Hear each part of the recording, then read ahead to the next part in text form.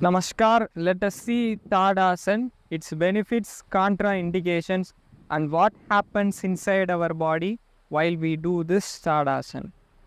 First, coming to contraindications, this Tadasana should not be done with people who have undergone knee replacement surgery. Next thing is ankle joint injury or surgery, hip injury or surgery. People who have undergone spinal surgeries or injuries related to spine, they should avoid doing this asana. Others, everyone can get benefit out of this asana.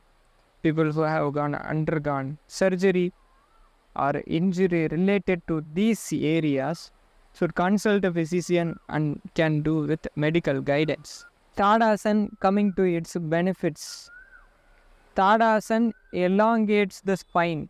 It stretches the spine and spinal muscles.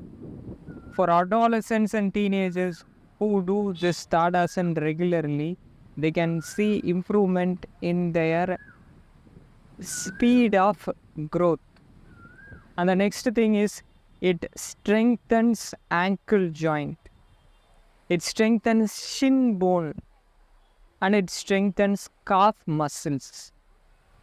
As it is a good exercise for our calf muscles. Our calf muscle shrinks and stretches and contracts while doing this Tadasana. It aids circulation and it helps the heart. So the next thing is Tadasana is good for correction of scoliosis and kyphosis. Tadasana we can give for sciatic patients and also people who suffer disc prolapse, disc herniation. They can very well do this Tadasana for sciatica patients and people who suffer from disc herniations. This Tadasana will assure them pain relief.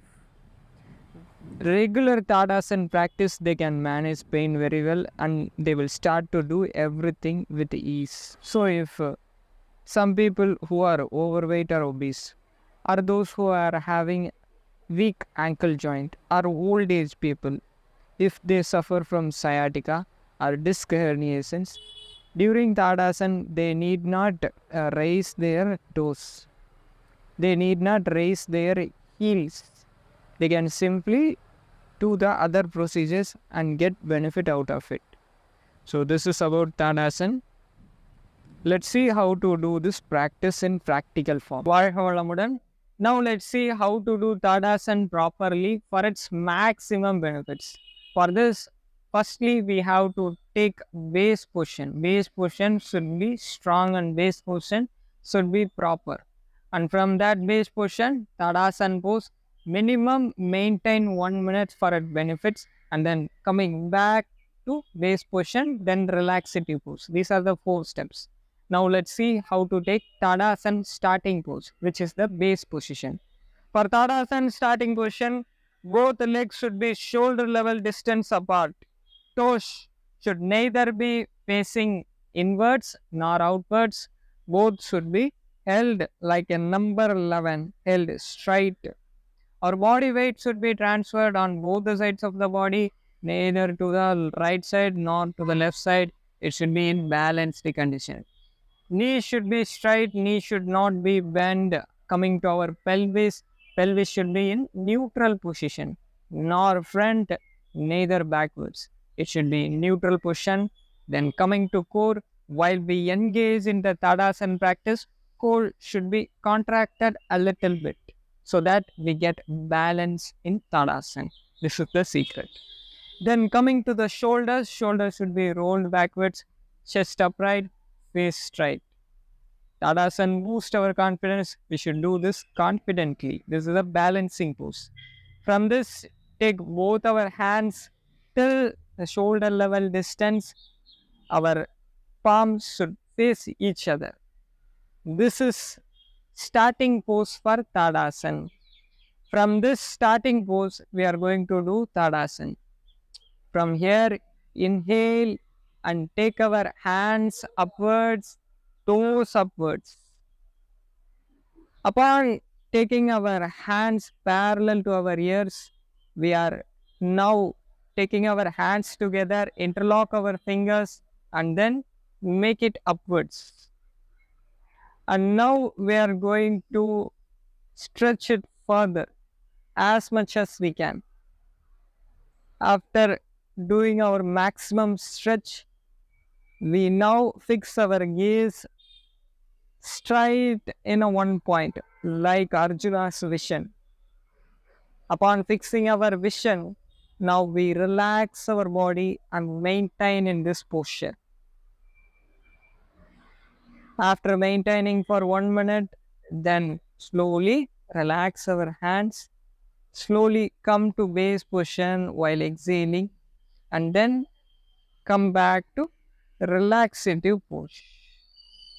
Close your eyes and relax. While relaxing, feel what happened in the body. What are the changes we felt after practicing this Tadasana? Now, this is Tadasana. Now, there is another form of Tadasana, which is a easy one, which can be done for elderly people and people with ankle pain or problems pertaining to lower limb. For them, we have a easier version for Tadasana, which is nothing but we should not lift our heel upwards. We can simply take our hands upwards and then stretch it. For this, now we are going to take this is starting pose for Tadasana. Now we are in starting pose. Now inhale and take our hands upwards, interlock our hands together, fingers together, make it facing upwards. Now stretch it. Fix the gaze, relax our body muscles, maintain for 1 minute, and then relax our fingers, relax our hands, come to starting pose, then relaxative pose. Close your eyes and relax. This is proper Tadasana. I have been teaching this Tadasana in Tamil Nadu, all over Tamil Nadu. I have went and taught to various people therapeutically one-to-one and also in online classes. This form of Tadasana gave the maximum benefits for people suffering sciatica. Such problems, they need not to raise the heel. They simply can keep the feet in base position and then perform this Tadasana. Thank you. Have a